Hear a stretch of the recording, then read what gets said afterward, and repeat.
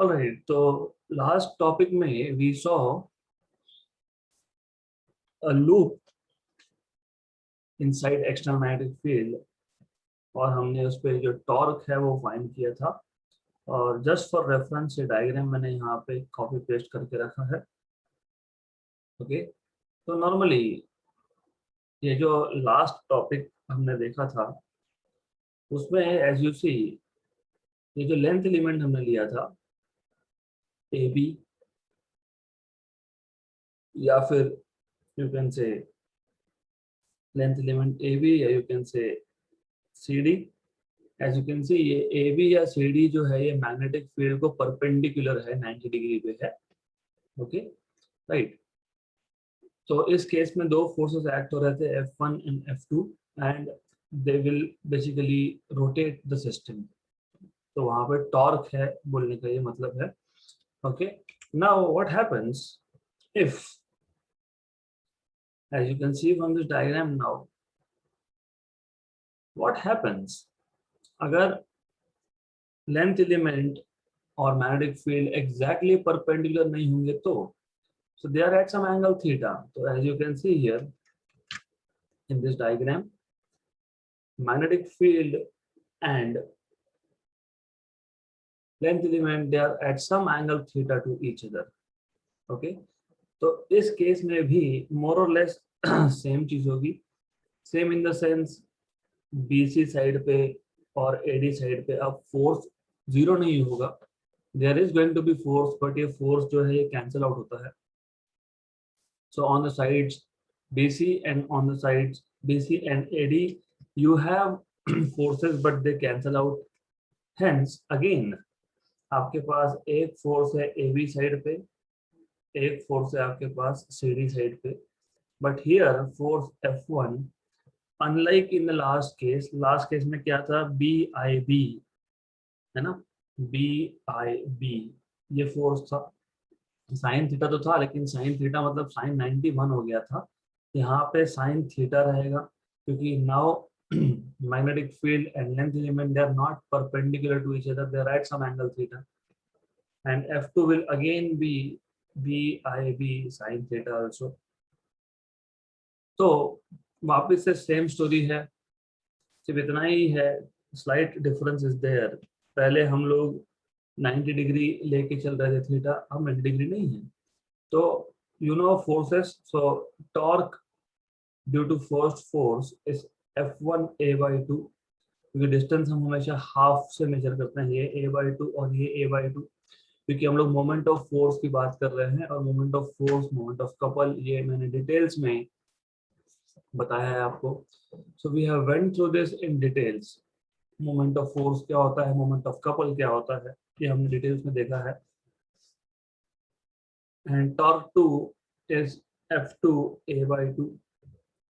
तो total torque tau is T1 plus T2, मतलब tau 1 plus tau 2।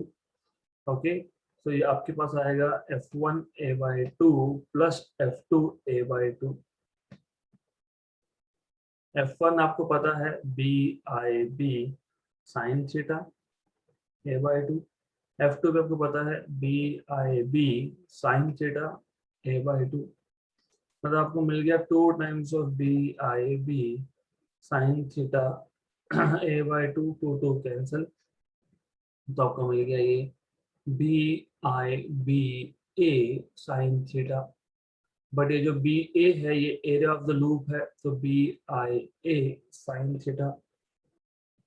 Okay, then अगर हमारे पास n नंबर ऑफ टर्न्स होंगे तो हम n से मल्टीप्लाई कर देंगे, तो multiply by n of course by n here also. So this is the formula for torque acting on a current carrying loop in a magnetic field which is at some angle theta to the magnetic field. Okay, तो यही difference है। अगर magnetic field और current element, length element मतलब अगर 90 degree पे होंगे तो वापस साइन 91 हो जाएगा, और we will be back to the old case, मतलब प्रीवियस केस जो लास्ट सेशन में हमने लिया था, तो आप उस पे आ जाओगे। ओके, तो टॉपिक इज प्रिटी सिंपल। तो दोनों टॉपिक्स में हमने टॉर्क ही निकाला है, but the torque In this case, you have just found out by not assuming the angle between magnetic field and length element as 90, जबकि लास्ट केस में हमने 90 लेके किया था. Next topic is moving coil galvanometer. A moving coil galvanometer, as I told you when I was revising current electricity, कि moving coil galvanometer और voltmeter ammeter हम एक ही चैप्टर में लेंगे. So basically moving coil galvanometer belongs to this chapter, magnetic fields due to electric current. Voltmeter ammeter belongs to the previous chapter, that is current electricity. तो मैं सारा यहीं पे लेने वाला हूँ. तो बेसिकली मूविंग कॉइल गैल्वेनोमीटर होता क्या है? एक सिंपल सा अरेंजमेंट है. आपके पास एक इलेक्ट्रोमैग्नेट है, north pole, south pole. Then you have coil. ये जो कॉइल है, coil with some number of turns, और इस कॉइल में जो कोर है, this is core, this is soft iron core. ये एक सॉफ्ट आयन कोर या एल्यूमिनियम भी लेते हैं, so depends. Okay, so you have this soft iron core. अब ये जो सॉफ्ट आयन कोर है, इसका काम क्या है? इसका काम है मैग्नेटिक फील्ड को रेडियल बनाना. तो नॉर्थ पोल से कोर और कोर से साउथ पोल. तो what this core is doing, the core is just making the magnetic field radial. तो core का काम है radial magnetic field बनाना. okay, then यहाँ पे ऊपर वायर को हमने हैंग करके रखा है. then वायर नीचे जो है that is a helical spring. अभी helical spring का काम क्या है हम आगे देखेंगे. so you have a helical spring which is very delicate, which is made up of phosphor bronze. तो ये फॉस्फर ब्रॉन्ज मटेरियल का बना होता है हेलिकल स्प्रिंग. ओके, तो सबसे पहले तो while writing any topics, any answer in exam, तो सबसे पहले you start with drawing diagram, then you explain the construction. तो construction बता देना चाहिए. ओके, सो कैसे लिखोगे इसको? Moving coil galvanometer consist of a light rectangular coil ABCD of thin insulated copper wire with many turns. ये कॉपर वायर है जिसमें many turns है. Okay, right, wound on a soft iron or aluminium frame. तो ये aluminium frame है या soft iron core है. Okay, normally aluminium या कॉपर यूज होता है. The coil is suspended so that it can rotate freely in uniform magnetic field. उसको suspend क्यों करके रखा है? Because we want it to rotate freely in uniform magnetic field. Okay, so then ये explain कर दिया आपने. Then what you will say, ये जो फॉस्फर ब्रॉन्ज वायर है, नीचे हेलिकल स्प्रिंग है, उसके बारे में लिखना पड़ेगा. Okay, the rectangular coil ABCD is suspended by means of a phosphor bronze wire suspension. Alright, now नीचे जो हेलिकल स्प्रिंग है ये भी फॉस्फर ब्रॉन्ज का है. सो ये भी आप लिख सकते हो. The other end of the coil is connected to helical spring which is also made up of phosphor bronze. Important is to understand working. हमने यहाँ से करंट को अंदर आने दिया, यहाँ से करंट बाहर जाएगा. Okay, now what happens is, जब ये करंट आ रहा है कॉइल में, तो now it becomes a current carrying conductor, current carrying coil inside external magnetic field. तो जब एक करंट को carrying coil external magnetic field में होता है तो उस पर फोर्स रिएक्ट होते हैं. तो नाउ लेट अस से कि ऑफ कोर्स हमको साइड्स को डिफाइन करना पड़ेगा. तो लेट्स से ये साइड B है और ये साइड A है, मान लेते हैं. This is A side, B side and A side.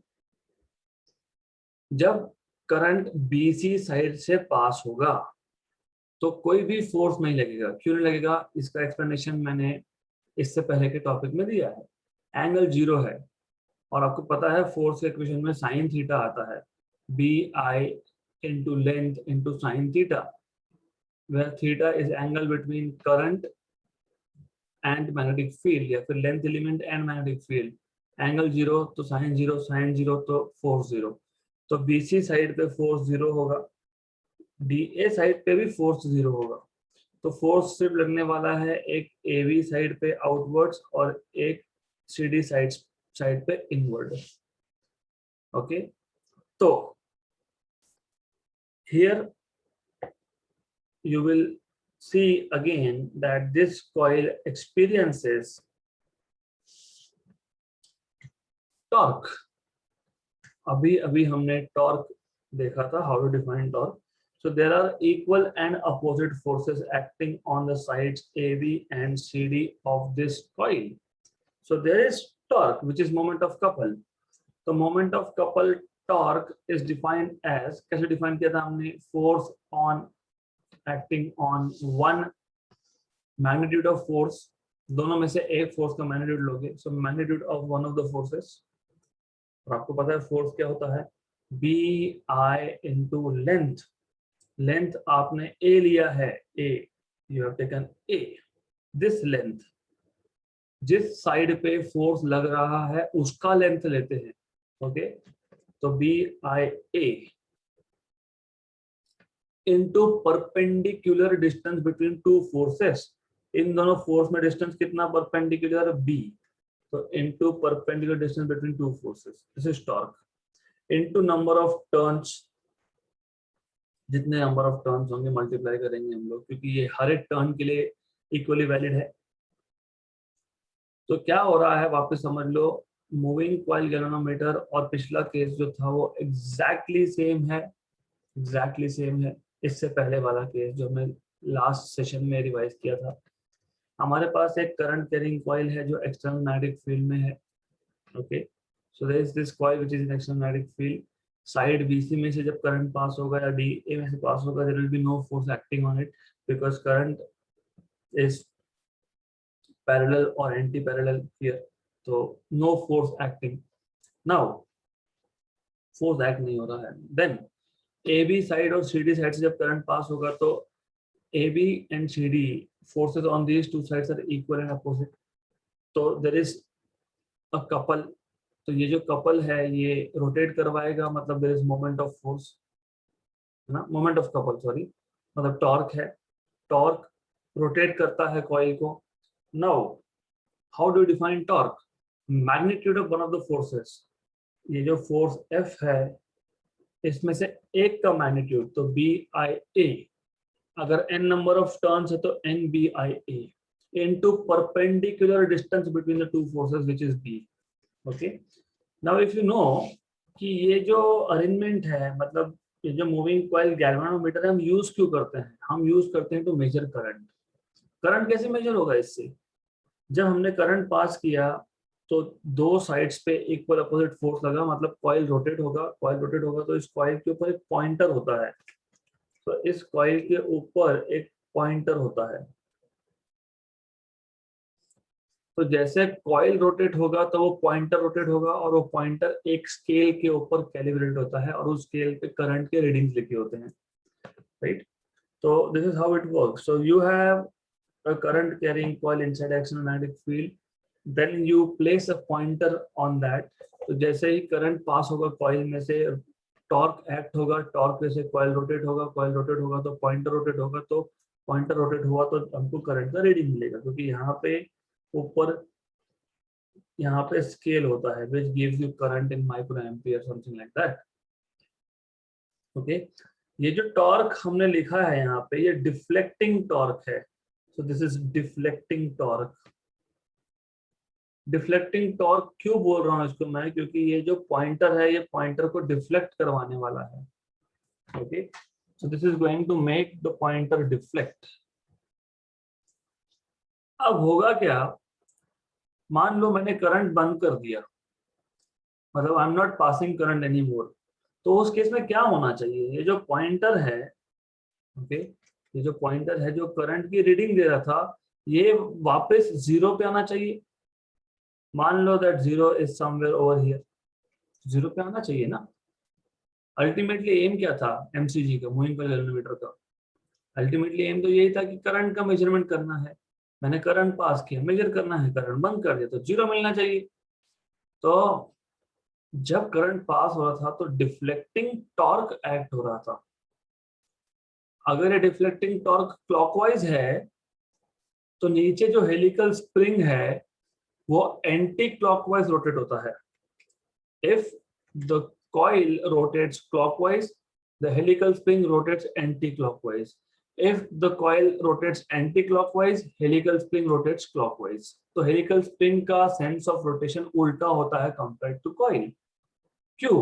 क्योंकि एक बार मैंने करंट बंद कर दिया तो पॉइंटर को अपनी जगह पे वापस कैसे लाएंगे? तो हमको एक अपोजिट टॉर्क की जरूरत पड़ने वाली है. तो वो अपोजिट टॉर्क जो है, जिसको हम लोग बोलते हैं रीस्टोरिंग टॉर्क, क्योंकि वो टॉर्क पॉइंटर को अपनी जगह पे वापस लेके जाएगा, रीस्टोरिंग, या फिर कॉइल को अपनी जगह पे वापस ले जाएगा, ओरिजिनल ओरिएंटेशन पे वापस ले जाएगा. इस चीज को बोलते हैं रीस्टोरिंग टॉर्क. ओके, तो जैसे करंट बंद कर दिया, देखो जब करंट था तो कॉइल क्लॉकवाइज रोटेट हो रहा था, तो हेलिकल स्प्रिंग एंटी क्लॉकवाइज हो रहा था. करंट बंद कर दिया तो अब हेलिकल स्प्रिंग क्लॉकवाइज रोटेट होगा. मतलब हेलिकल स्प्रिंग में जो रीस्टोरिंग टॉर्क है वो पॉइंटर को अपनी जगह पे वापस ले जाएगा.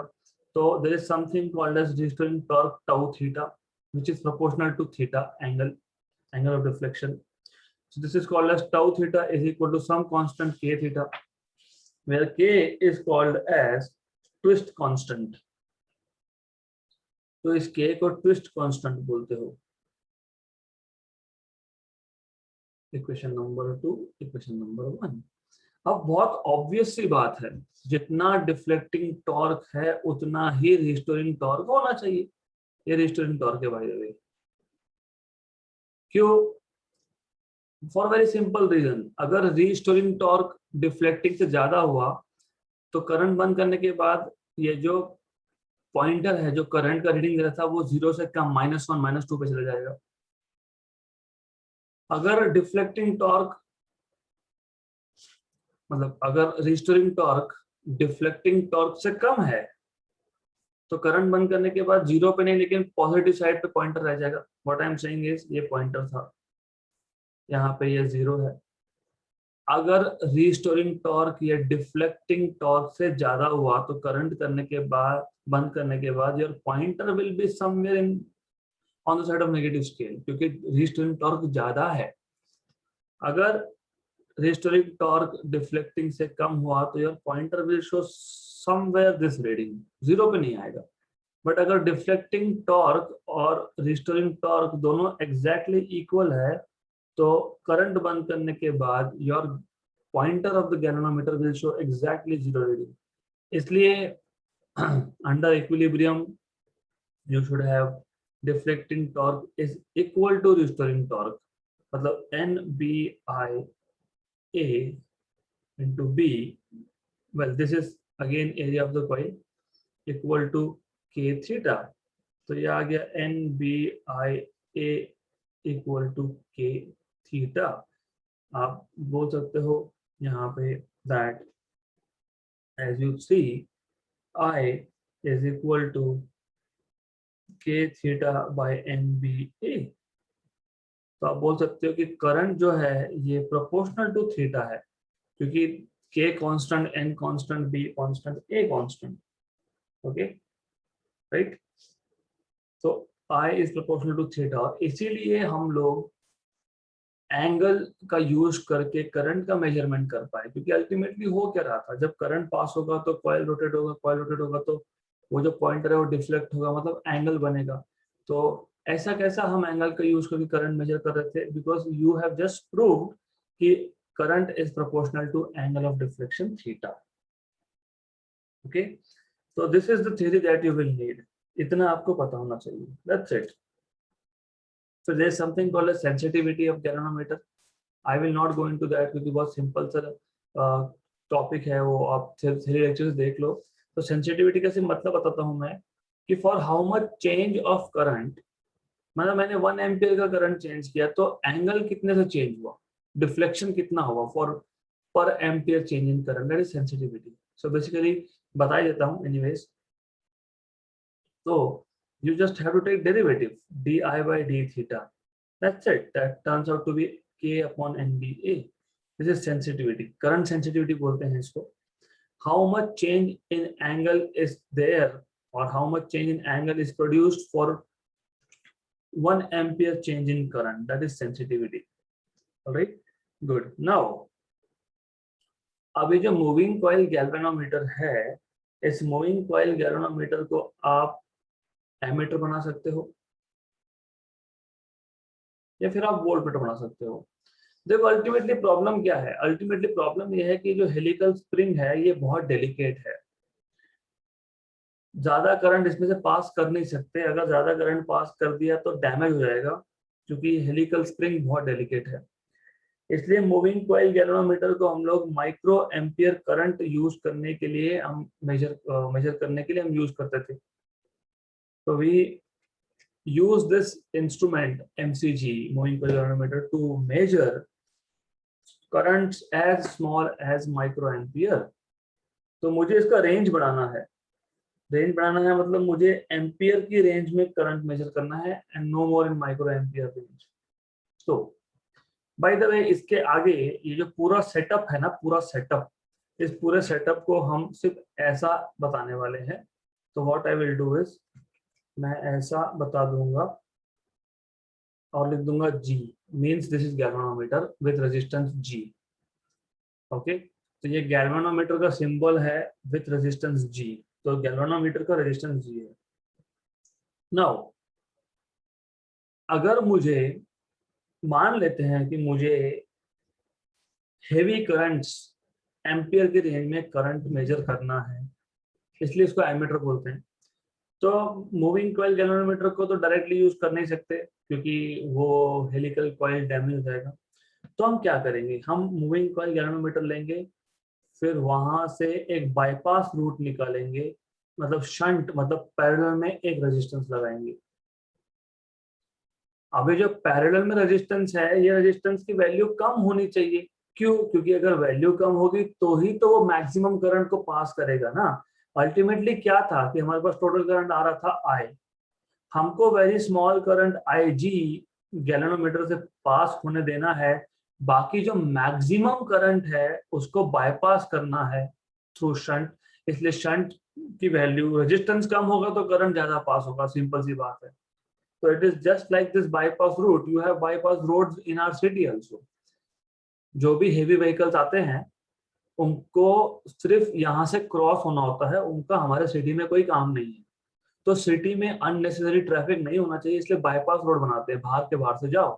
तो यहाँ पे भी वही काम है, हेवी करंट्स को अंदर जाने देना नहीं है, गैल्वेनोमीटर के पास नहीं जाने देना है। तो हमने क्या किया, हमने बाईपास रूट लगा दिया, और ये जो बाईपास रूट है वहां पे जो रेजिस्टेंस है वो बहुत कम है, मतलब हमने एक पैरेलल रेजिस्टेंस कनेक्ट कर दिया, और पैरेलल रेजिस्टेंस को शंट बोलते हैं।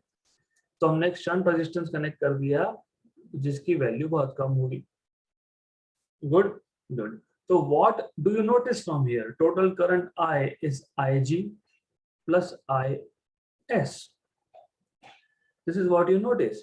Then of course from here you can write IS equal to I minus IG, or you can even write IG equal to I minus IS.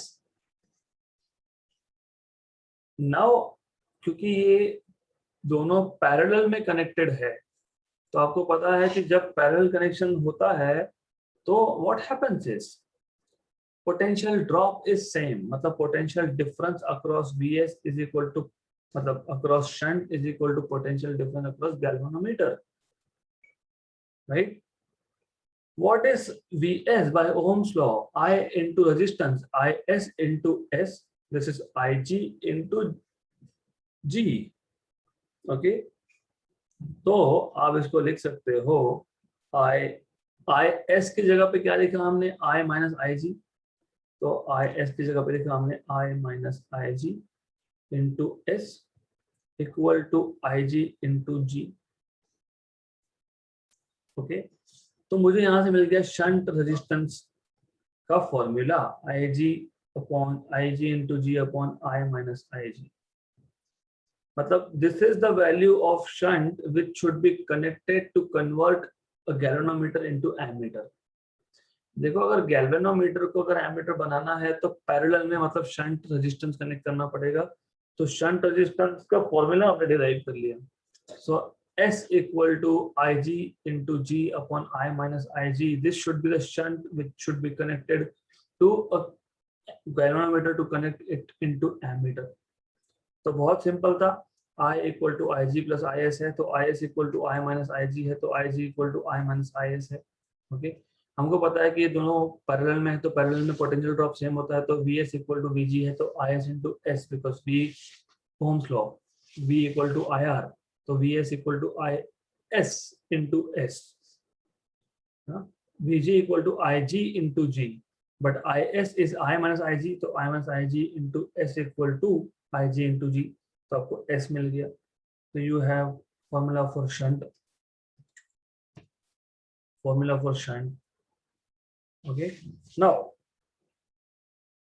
ये जो shunt resistor है ये क्या काम करता है, क्योंकि जब एग्जाम में आप लिखोगे तो ultimately when you write down an exam it should be a combination of bit theory and bit mathematics, ऐसे टॉपिक्स.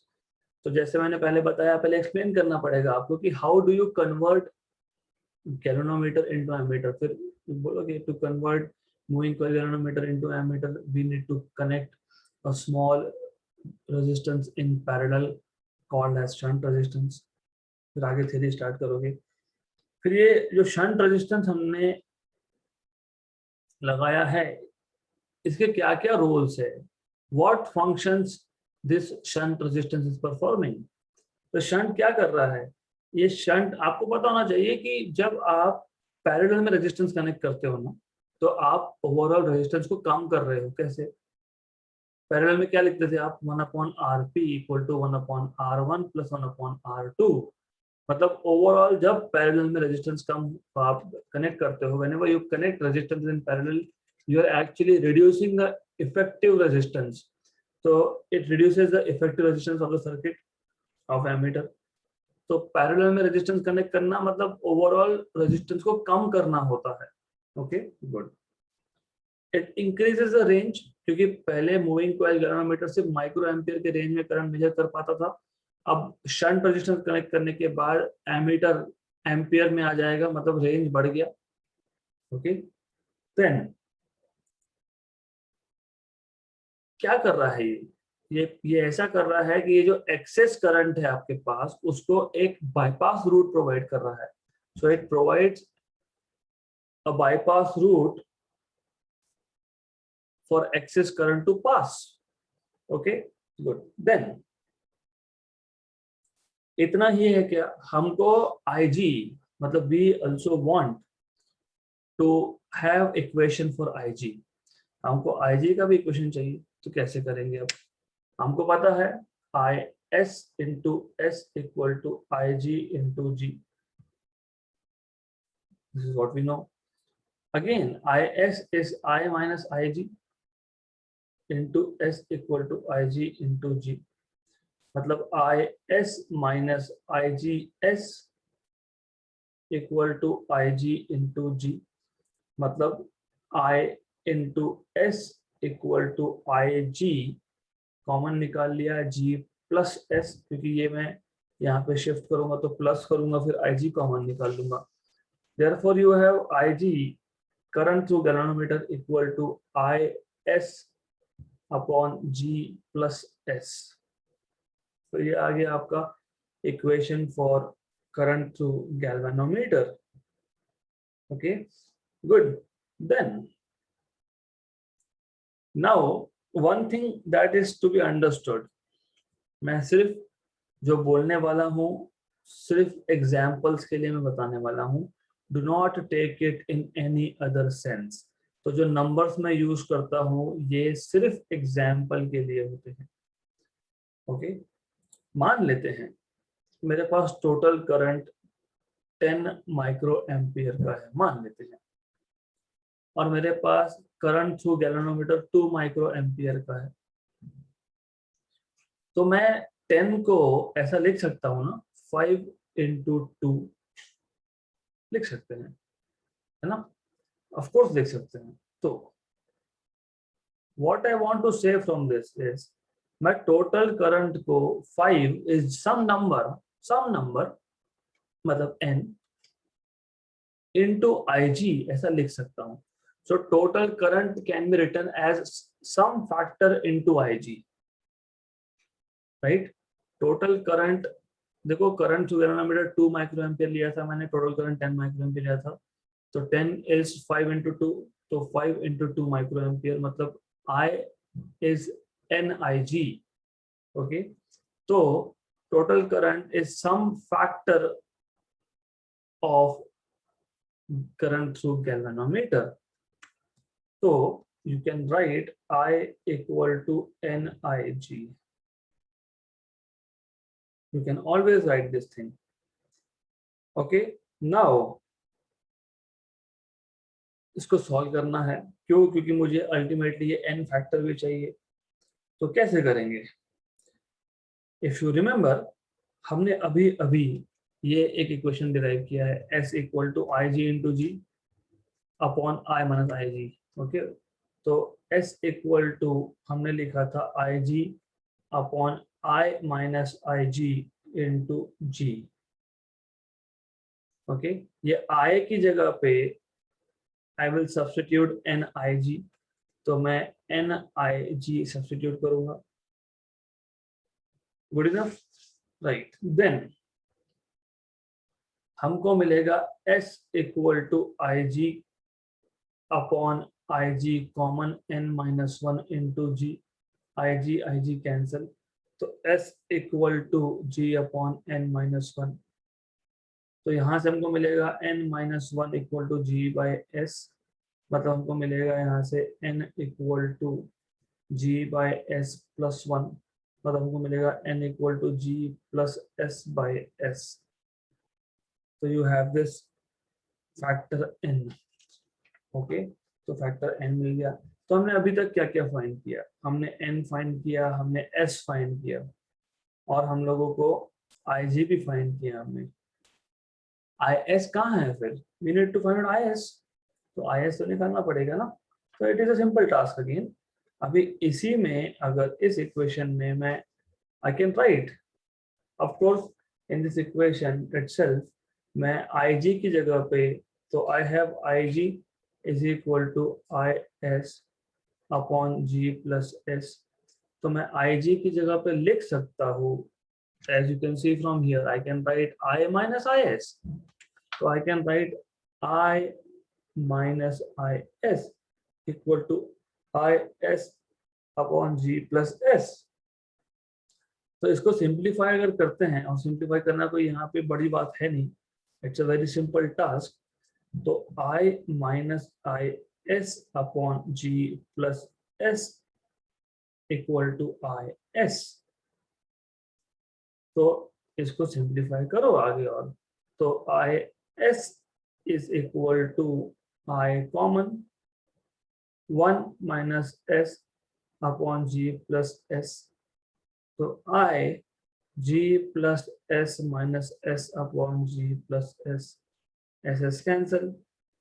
तो आपको मिल गया I S equal to G upon G plus S into total current I. तो ये मिल गया current through shunt. तो so far what we have done, हमने आज पहले तो मूविंग कॉइल गैल्वेनोमीटर क्या होता है हमने वो देख लिया. उसके बाद मूविंग कॉइल गैल्वेनोमीटर को एमीटर में कैसे कन्वर्ट करना है, this is what we saw. Okay, so to convert moving coil galvanometer into an ammeter, you need to connect a very small resistance in parallel. In parallel, आपको parallel में connect करना पड़ेगा. Okay, so you need to connect small resistance in parallel to bypass current. जो current है उसको bypass करने के लिए आप लोगों को small resistance parallel में shunt में connect करना पड़ेगा. फिर total current I is equal to Ig plus Is. So Is equal to I minus Ig, and similarly Ig is I minus Is. Of course, parallel में है तो you should know that parallel में जितने भी components होते हैं सबके across potential difference same होता है. तो Vs इक्वल टू Vg है, you have Vs equal to Vg. Okay, but Vs by ohm's law is Is into S and Vg is Ig into G. Is की जगह पे I minus Ig लिखोगे, मतलब आप Is को eliminate कर रहे हो, क्योंकि मुझे चाहिए Ig का फॉर्मूला या फिर S का फॉर्मूला. तो दोनों के लिए ही मुझे पहले Is को हटाना पड़ेगा. तो मुझे मिल गया S का फॉर्मूला. इसी को सिंप्लीफाई कर लिया तो मुझे मिल गया Ig का फॉर्मूला. Okay, good. Then as I told you, total current is some factor into current to galvanometer. मैं ऐसा क्यों लिख रहा हूँ, मैं ऐसा भी लिख सकता था ना, N into IS लिख सकते हैं हम लोग, हम लिख सकते हैं। क्यों नहीं लिखा फिर?